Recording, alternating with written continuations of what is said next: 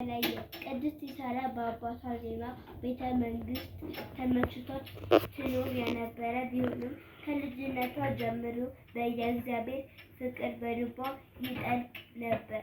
ቃለ እግዚአብሔር ለማንበብ ለመስማት ያላት ፍቅር ልዩ ነበር። ጸሎት ማድረግ የየዕለቱ ተግባሯ ነበር።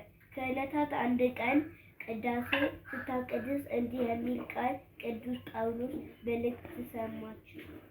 ሙሴ ካደገ በኋላ የፈርዖን የልጅ ልጅ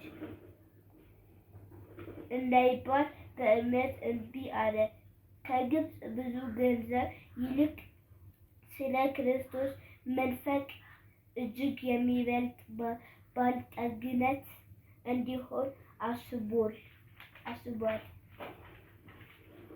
እናም ይህንን ቃል በሰማች ጊዜ እዚህን ዓላማ ምቾት ከልቧ ለመተው ቆረጠች።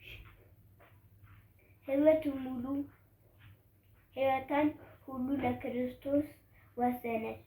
ለክርስቶስ ያላት ሁሉ ናቀች።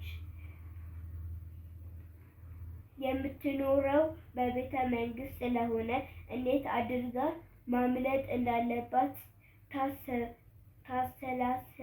ታሰላስል ጀመረች። በወቅቱ የገዳም ሕይወት የተስፋፋበት ነበርና በግብፅ በረሃዎች ስላሉ ገዳማዊ ማጥናት ጀመረች።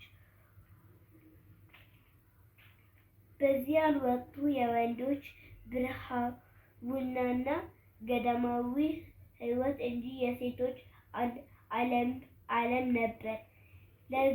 ስለዚህ ወንድ መስለው ወደ ገዳም ለመሄድ አቀደች። ሴትነቷ እንዳይታወቅባት ራሷን ወንድ አስመስላ ፀጉሯን ተቆርጣ ልብሷን ቀይራ የወንድ ልብስ ቀየረች።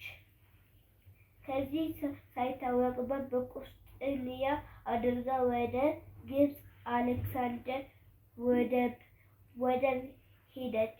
ሲሳራ ራሷን የቀየረችበት የገዳማዊ ሕይወት እንዳይቀርባት በማሰብ ነው። መንፈሳዊ ሕይወቷ በእጅጉ ከመውደዷ የተነሳ እንዲህ ሕይወት ለመንፈሳዊ ሥራ ሲባል የሚያደርጉ የጥበባት አካሄድን ማታለል ወይም መዋሸት አይደለም ተደርጎ አይቆጠርም። ስላዳመጣችሁኝ አመሰግናለሁ።